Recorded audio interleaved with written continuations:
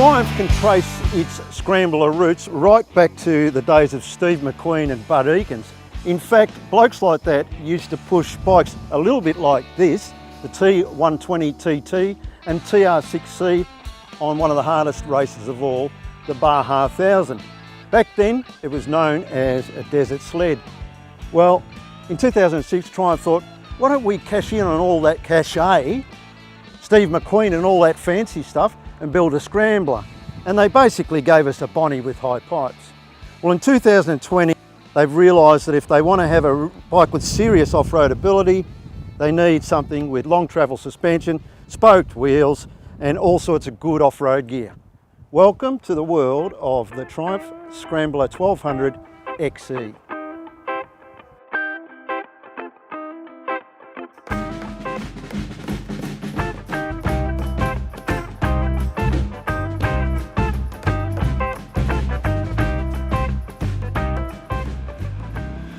I have a bit of a confession to make. I have a Steve McQueen obsession. To the point that my chest is tattooed with a portrait of the great man. I know, odd, huh? Anyway, that makes me suspicious of anything that looks like it is trying to do a bit of a Steve and not really pulling it off. As you're probably aware, McQueen is well known as a pretty bloody decent scrambler and desert racer, and his rides of choice were those rough and ready Triumphs of the period. Became known as desert sleds. So when I eyed up the Scrambler XE for the first time, the dynamics suggested that this was just not another tribute bike. It had the mass to cash that cool check, well, at least on paper.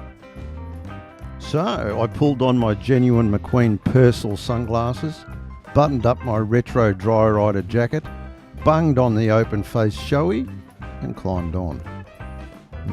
It's tall, and I'm not. There was a fair bit of tippy-toe shenanigans going on. I blame my parents and not Triumph for that. So what have we here anyway? Well, the new Scramblers come in two variants, the XC and the XE. They're very different, with the XE being the much more off-road focused of the two. We spent most of our time on tarmac. The road-oriented Metzeler Tourance tyres limited the amount of silliness we could get up to in the dirt, but the amount of grip on hand was surprising. Get up over the tank, commit to the bike, and it really does feel a bit like a dirt bike.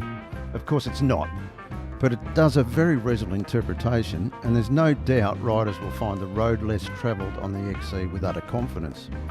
It's still a big bike though. It calls for serious body weight commitment to negotiate tighter stuff. There are 6 riding modes on the XE: road, off-road, rain, sport, rider configurable, and off-road pro mode, each of which adjusts throttle response, ABS and traction control settings to suit your surroundings. Off-road mode retains a good piece of traction control, but it lets you get a bit loose and slidey to show off for your significant other without landing square on your clacker. It's a cool safety net. Unless you are very handy, I'd leave it there. Off-road Pro turns off all the fancy stuff and leaves you to the elements. Dirt nuts will love that.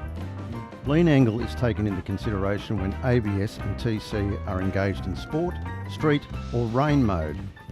It's not active in either of the off-road modes, and heated grips are standard.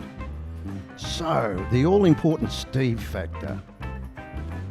I have a feeling he'd look up after going for a ride on the Scrambler, white eye rings stark against his perfect tan. Goggles around his neck and face dirty, he'd smile that inimitable half smirk, take a long drag on his Chesterfield, Virginia, and nod. And that, my friends, is a massive endorsement right there.